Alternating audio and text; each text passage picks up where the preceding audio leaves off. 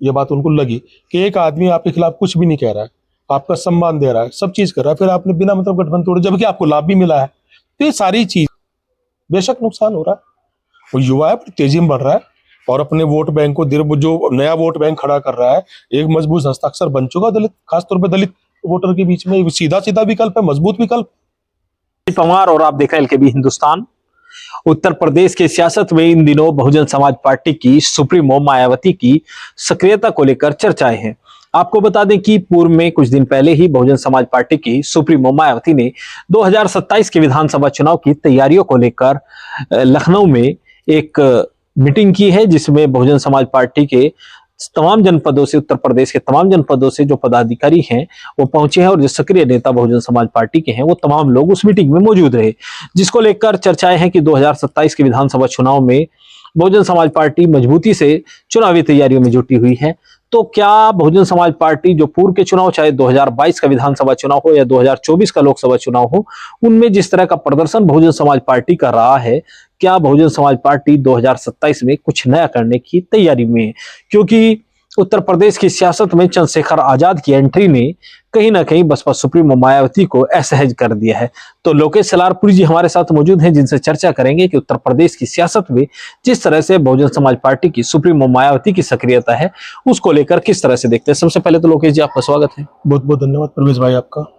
लोकेश जी, Bahujan Samaj party की supremo Mayawati जो लंबे समय से सक्रिय इस तरह से नहीं दिख रही थी जिस तरह से पिछले कुछ दिनों से दिख रही है।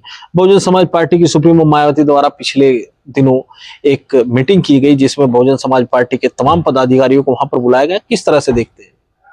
पहली बात तो यह है कि चुनाव से पहले बहुजन समाजवादी पार्टी की मुखिया मायावती जी कब सक्रिय नहीं होती, वो हमेशा सक्रिय होती हैं। अब ये पता नहीं उनको सक्रिय कोई करता है या खुद सक्रिय होती है। इस बार जो जो मैं समझ पा रहा हूँ उसकी तार 2-3 महीने पहले जुड़ते हैं। पहले जब इन्होंने भी अपने उस वहां लखनऊ एक बहुत बड़ा सम्मेलन किया था, कामयाब था जी। उसके बाद जो उसकी जो फीडबैक आई वो बड़ी नेगेटिव थी। खुद जो उनके सपोर्टर थे उनके बीच में नेगेटिव छवि थी, क्योंकि वहां इन्होंने कुछ ऐसी तरह की बातें की थी, बीजेपी के पक्ष में कुछ इस तरह के माहौल बनाने, ऐसा लगा लोगों को कि ये कहाँ जा रही है। अब आप आइए 2024 के चुनाव पे, ये गेम कहाँ से चल रहा है। मैं थोड़ा सा कोशिश करता हूँ खोलने की, हो सकता है मैं गलत हूं, मेरा दावा नहीं है, लेकिन जो मुझे लग रहा सामान्य बुद्धि में वो बता रहा हूँ आपको। 2024 में क्या हुआ, यूपी में सबसे बड़ा झटका लगा था भाजपा को। क्यों लगा था कि लगातार जो बसपा का वोट बैंक था वो 2-3 तरह जाके वो भाजपा भी की तरफ भी जा रहा था, ठीक ठाक कंडीशन में जा रहा था। अगर 5-6% भी जा रहा था तो बड़ा अंतर पैदा कर रहा था। 2024 में संविधान के मुद्दे पर वो वोट बैंक वहां से बिल्कुल ब्लॉक हुआ और वो पीढ़ी की तरफ चला गया, गठबंधन की तरफ चला गया, इनके कांग्रेस के और सपा के। रिजल्ट सबके सामने है। अब क्या है, जो बीजेपी की रणनीति तय करते हैं, नेचुरली बात है आरएसएस या इनका थिंक टैंक, वो इस बात से बहुत परेशान है। उधर चंद्रशेखर की आठ भी है, वो ज्यादा परेशान इस बात से है कि अगर मायावती और कमजोर पड़ी तो मामला खराब होगा भाजपा का।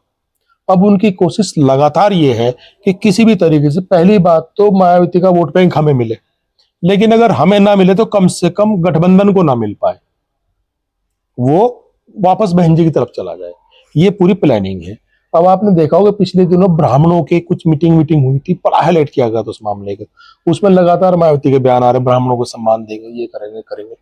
तो जो एक ये परसेप्शन बनाना चाह रहे हैं आरएसएस की जो थिंक टैंक है, वो ये परसेप्शन बनाना चाह रही है कि मायावती जी बहुत मजबूत है, ब्राह्मण उनके साथ तेजी में जुड़ रहा है, ताकि दलित वोट बैंक टोटल वापस चला जाए मायावती की तरफ।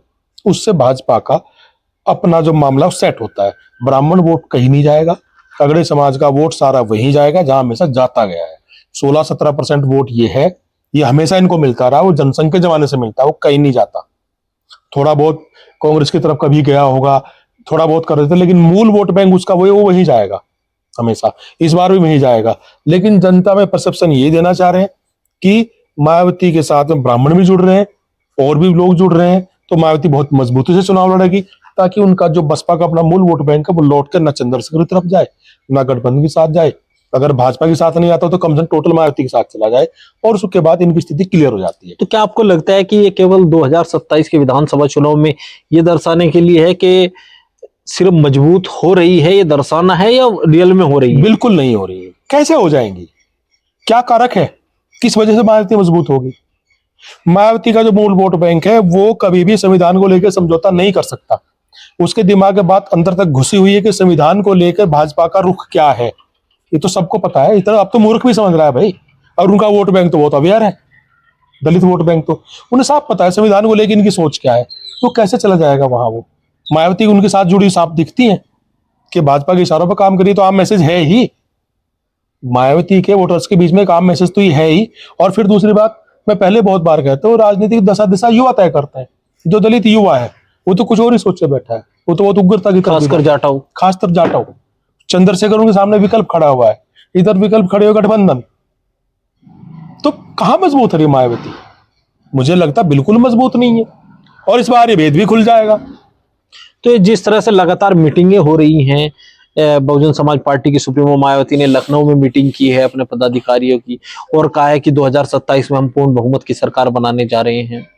ऐसा कौन सा पार्टी वाला जो ये बात नहीं कहता? अभी हमारे एक और जिसके वीरेंद्र सिंह, वो भी कहते हैं हमारे सत्ता आएगी।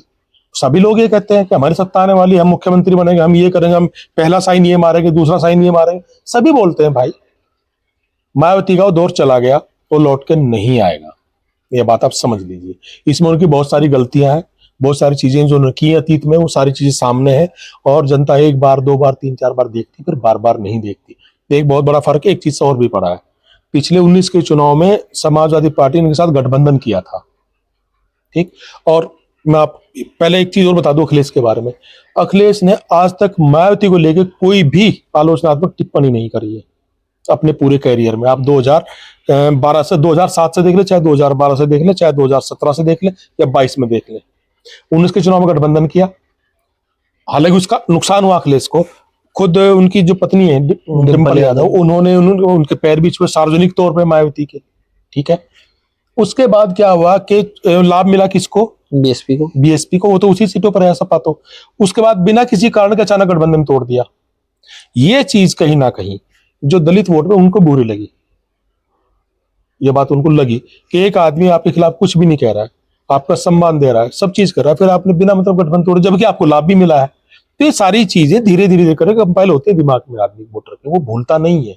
लोग कहते हैं जनता की याददाश्त बड़ी कमजोर होती है, ऐसा भी नहीं है, दिमाग में कहीं रहता है। तो ये सब चीजें हैं जो मायावती को दोबारा मजबूत नहीं होने देगी। अच्छा, चंद्रशेखर आजाद की सक्रियता का क्या बसपा सुप्रीमो मायावती को नुकसान हो रहा है? बेशक नुकसान हो रहा है। वो युवा है, तेजी में बढ़ रहा है और अपने वोट बैंक को जो नया वोट बैंक खड़ा कर रहा है, एक मजबूत हस्ताक्षर बन चुका दलित, खासतौर पर दलित वोटर के बीच में। सीधा सीधा विकल्प है, मजबूत विकल्प। और मायावती के लिए तकड़ा ये ड्रॉबैक है, चंद्रशेखर का उभार मायावती को कमजोर ही करेगा। इसमें तो कोई सीधा गणित है, इसमें तो कोई दो चार करने की जरूरत ही नहीं है भाई। आपने भी एक बात कही है कि मायावती का जो दौर था वो चला गया, वो अब लौट कर नहीं आएगा। नहीं आएगा चूंकि वो कर ही नहीं पा रही है। क्या होता है, इंदिरा गांधी भी चुनाव आ रही थी, 2.5 साल में सत्ता में थी, उनके पास संजय गांधी जैसे उनका बेटा था। वो सड़क पे आई, सड़क पे उतरी, लगातार कोशिश की, पार्टी टूट गई, दूसरी पार्टी खड़ी थी, कांग्रेस आई बना ली, दोबारा कोशिश की, लौट के आई, 2.5-3 साल के बाद दोबारा सरकार बनाई। मायावती ने क्या किया? हारने के बाद क्या करते हैं मायावती? कभी निकलते हैं बाहर अपने महल से, जाती है जनता के बीच में, सड़क पे जाती है, लीडर है भाई पार्टी की वो। और एक काम और किया था, उनका भतीजा आनंद, वो बड़ा संभावनाशील युवा है, आकाश आनंद, संभावनाशील युवा है। वो बहुत चीजों का बड़े करीने से समझता है, ऐसा नहीं है, लेकिन कभी आप उसको हवा देते हैं, कभी नहीं, उसकी पतंग खींच लेती है। ये भी एक ड्रॉबैक जा रहा है। अब आपने आकाश आनंद का जिक्र किया और चंद्रशेखर आजाद को लेकर भी हम चर्चा कर रहे हैं। आकाश आनंद और चंद्रशेखर आजाद के कंपेयर करें तो क्या मान? फिलहाल चंद्रशेखर बहुत भारी पड़ते हैं, तो वो ज्यादा संघर्षशील व्यक्ति है। वो सड़क से उठकर वहां तक गया है, उसने लाठियां ही खाई हैं, उसने जेल भुगती है, उसने इल्जाम भुगते हैं, उसने सब कुछ भुगता है। आकाश आनंद को किस तरह का नेता मान? आकाश आनंद पढ़ा लिखा संभावनाशील युवा, मैंने पहले ही कह दिया। भविष्य में जब कभी उसके पास आएगी पार्टी की बागडोर पूरी तरीके से आएगी। जब मायावती जिंदा रहते तो मुझे संभावना नहीं है, जब कभी आएगी तो देखते फिर वो संघर्ष किस लेवल से शुरू करता है। संघर्ष तो करना पड़ेगा, तो राहुल जैसा आदमी संघर्ष कर रहा है भाई, जिनका लंबा इतिहास है, वो सड़क पर आगे संघर्ष कर रहा है, अभी तक कामयाबी हासिल नहीं कर पा रहा है जो लेवल की थी, करनी चाहिए थी। अखिलेश ने संघर्ष किया, बिना संघर्ष के तो आप अब जा ही नहीं सकते। मायावती संघर्ष से बाहर है, तो कौन सी ताकत है जो मायावती को दोबारा मजबूत कर देगी? तो 2027 के नतीजे भी आपको बहुजन समाज पार्टी के अभी पूरी तरह के लग रहे हैं, पूरी तरह निराशाजनक होने वाले, मैं कंफर्म हूं। क्योंकि चीजें आपके सामने मैंने बताई हैं। हाँ, इनमें कुछ बदलाव हो जाए, कोई नया कुछ ऐसा चक्रव्यूह बन जाए, कुछ और हो, कोई गठबंधन दूसरा हो जाए, अलग बात है। कांग्रेस बसपा गठबंधन को लेकर भी चर्चाएं हैं। अभी मुझे इसमें कुछ गंभीरता नजर नहीं आती, क्योंकि जिस लेवल की बॉन्डिंग फिलहाल राहुल गांधी और अखिलेश यादव की फिलहाल तक है, कल क्या होगा मुझे नहीं पता।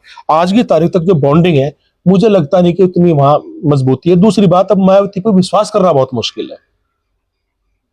मायावती के ऊपर पार्टी विश्वास नहीं कर पा रही, क्योंकि वो ऐसे डिसीजन ले चुकी है, इस तरह की बातें कर चुकी है, उनको कोई विश्वास नहीं कर पा रहा है।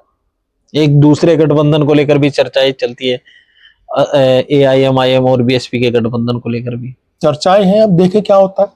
बहुत मजबूत चीजों बनेगी मुझे तो नहीं लगता, क्योंकि मुस्लिम कन्फर्म है कि फिलहाल जो सबसे मजबूत है वो दिख रहा है, उससे तो वो उधर जाएगा। 1-2-4% वोट छिटक जाता है, ऐसा हो जाता है, हमेशा ही हो जाता है ऐसा तो। लेकिन मुझे तो उसमें कुछ मजबूती नजर फिलहाल तो नहीं आती, आज की तारीख में बता रहा हूँ। कल क्या होगा भाई, क्योंकि चीजें बड़ी तेजी में बदलती हैं। ये हिंदुस्तान बड़ा भावुक लोगों का देश है, कोई भावुक मुद्दा हो गया अचानक वो चीजें बदल गई, अलग बात है, लेकिन फिलहाल तो जीरो। तो 2027 के विधानसभा चुनाव में बहुजन समाज पार्टी की जो तैयारियां चल रही हैं, बहुजन समाज पार्टी लगातार सक्रिय भूमिका में है। लखनऊ में ऐतिहासिक रैली करने के बाद लगातार मीटिंगों का दौर बहुजन समाज पार्टी में जारी है। उसको लेकर हमने लोकेश सलारपुरी जी से चर्चा की। इस वीडियो में बस इतना ही। आगे के अपडेट के लिए बने रहिए LKB हिंदुस्तान के साथ।